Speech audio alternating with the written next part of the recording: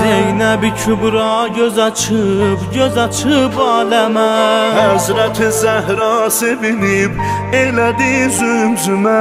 Həzrəti Zəhra sevinib elədi zümzümə.